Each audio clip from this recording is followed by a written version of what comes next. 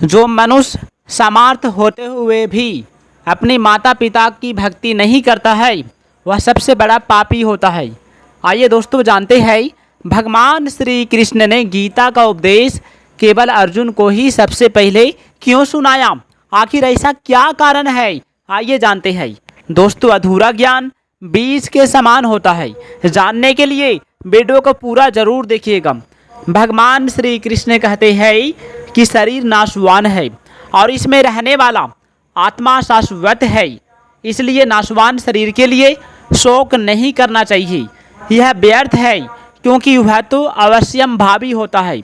विचार से कर्तव्य का बोध होता है और चिंता से विचार नष्ट हो जाता है। शरीर एक क्षण भी हमारे साथ नहीं रहता और परमात्मा निरंतर हमारे साथ रहते हैं। इसलिए शरीर को अपना मानना और परमात्मा को अपना नहीं मानना सबसे बड़ी भूल है। अनेक युग बदल जाएं तो भी आत्मा बदलती नहीं है, वह ज्यों का त्यों ही रहती है क्योंकि वह परमात्मा का ही अंश है। परंतु बदलता ही रहता है जब क्षण मात्र की वह नहीं रहता।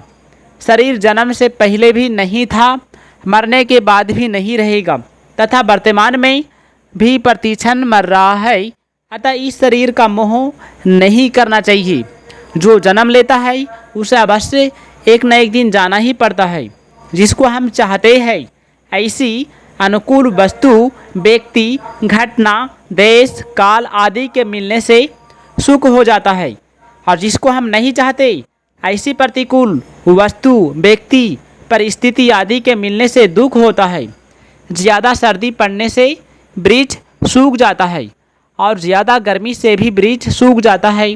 अतः परिणाम में सर्दी और गर्मी दोनों एक ही है।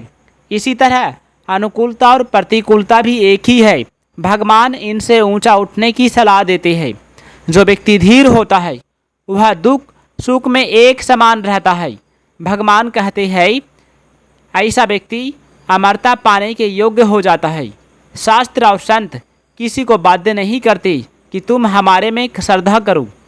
श्रद्धा करना अथवा नहीं करना मनुष्य स्वतंत्र है। अपने कर्तव्य का पालन करने में जो सुख होता है वह सुख सांसारिक भोगों को भोगने में नहीं है। सांसारिक भोगों का सुख तो पशु पक्षियों को भी होता है। अतः जिन्हें कर्तव्य पालन का अवसर मिलता है वे बड़े भाग्यशाली होते हैं। थोड़े से भी थोड़ा त्याग भी सत्य है और बड़ी से बड़ी क्रिया भी असत्य है। दोस्तों मनुष्य जन्म भोग भोगने के लिए नहीं मिलता, कर्तव्य का पालन करके अपना उद्धार करने के लिए मिलता है। कर्मयोगी अपने कर्तव्य कर्म द्वारा संसार की सेवा करता है। वह दूसरों के सुख में सुखी और दूसरों के दुखों में दुखी होता है। दुख आने पर मनुष्य को घबराना नहीं चाहिए बल्कि उन्हें भोग कर नष्ट कर देना चाहिए ताकि वे दोबारा लौटकर नहीं आए। कर्म का फल अवश्य मिलता है, उसका त्याग कोई नहीं कर सकता। मनुष्य का केवल अपने कल्याण का उद्देश्य हो और धन, संपत्ति, कुटुंब, परिवार आदि से कोई स्वार्थ का संबंध न हो तो वह सांसारिक मोह से तर जाता है। मन को वश में रखना अत्यंत आवश्यक है। सबसे बड़ी शक्ति मन की है, परंतु मन एक चंचल घोड़े की भांति कभी स्थिर नहीं रहता। योग वृत्तियों के द्वारा जो भी व्यक्ति अपना मन को काबू कर लेता है वह व्यक्ति दुनिया में सर्वशक्तिशाली सबसे बड़ा माना जाता है, सबसे बड़ा हो जाता है। आइए दोस्तों जानते हैं भगवान श्री कृष्ण ने गीता में क्या कहा। सबसे बड़ी बात भगवान कहते हैं कि अगर हमारा मन साफ होता है तो कोई दुख हमें वो प्रसन्न नहीं कर सकता। मन को घिन्नता से बचाने के लिए आवश्यक है कि हम संसार की प्रिय से प्रिय वस्तु मिलने पर प्रसन्न ना हो तथा प्रिय से और प्रिय वस्तु मिलने पर भी विचलित ना हो। दोस्तों भगवान श्री कृष्ण कहते हैं, आइए जानते हैं, कहते हैं एक दूसरों की सहायता से ही सबका जीवन चलते हैं। धनी से धनी व्यक्ति का जीवन भी दूसरों की सहायता के बिना नहीं चल सकता। हमने किसी से लिया है तो किसी को देना भी पड़ेगा। किसी की सहायता करना, सेवा करना हमारा भी धर्म है। परम कर्तव्य है, इसी का नाम कर्म योग है। कर्तव्य हुआ है जिसे हम खुश होकर कर सकते हैं, जिसे अवश्य करना चाहिए और उससे लक्ष्य की प्राप्ति अवश्य होती है। कर्तव्य हमेशा इच्छा रहित होकर परमार्थ की दृष्टि से किया जाता है। अगर हम इच्छा रखकर कर्म करते हैं तो वह हमें बंधनों में जकड़ लेता है। कर्म से प्राप्त होने वाला फल नाशवान होता है, जबकि उसका उद्देश्य निश्चित और नित्य होता है। सेवा ऐसा कर्म है जिसके द्वारा हम मनुष्य, पशु और ईश्वर सबको अपने वश में कर सकते हैं। वहीं सेवा भाव को भूलकर हम भोगों के गुलाम हो जाते हैं, जिसका परिणाम हमें 84 लाख योनियों में पड़कर भोगना पड़ता है। हम भगवान द्वारा दी गई वस्तु को तो अपना मानते हैं, जो हमारे ही नहीं, और उन भगवान को अपना नहीं मानते जो सदा से हमारे हैं, जो वैभव को सब कुछ मान लेते हैं। भगवान की ओर से उनकी आंखें मूंद जाती है। दूसरों शब्दों में कहे तो जो वैभव चाहते हैं, भगवान उनसे काफ़ी दूर हो जाते हैं। निंदा, स्तुति, आदर, अनादर, धन, निर्धनता, यश, अपयश, लाभ, हानि, जन्म, मरण, रोग, निरोग आदि सभी परिस्थितियां कर्मों के अधीन है।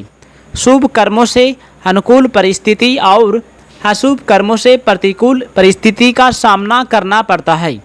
कर्मों का फल मिटाना आपके हाथ की बात नहीं है, पर मूर्खता मिटाना आपके हाथ की बात है।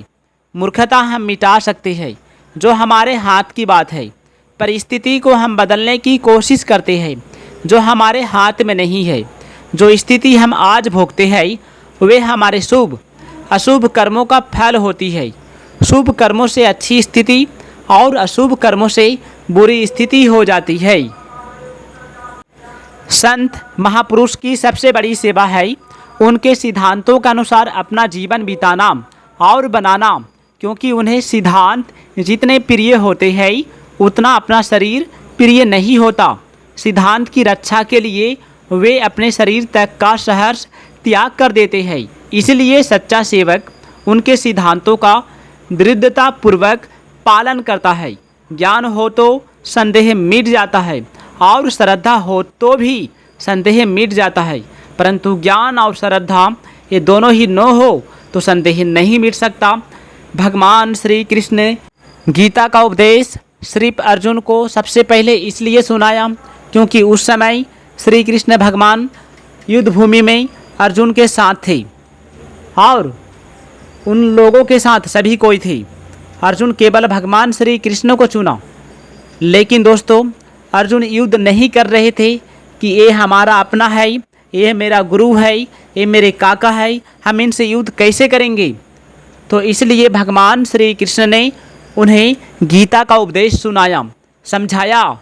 प्यारे दोस्तों, भाइयों, बहनों, यदि वीडियो अच्छा लगे तो वीडियो को लाइक कीजिएगा, चैनल को सब्सक्राइब कीजिएगा और कमेंट में जय श्री कृष्ण, राधे राधे ज़रूर लिखिएगा। अपना ख्याल रखिएगा।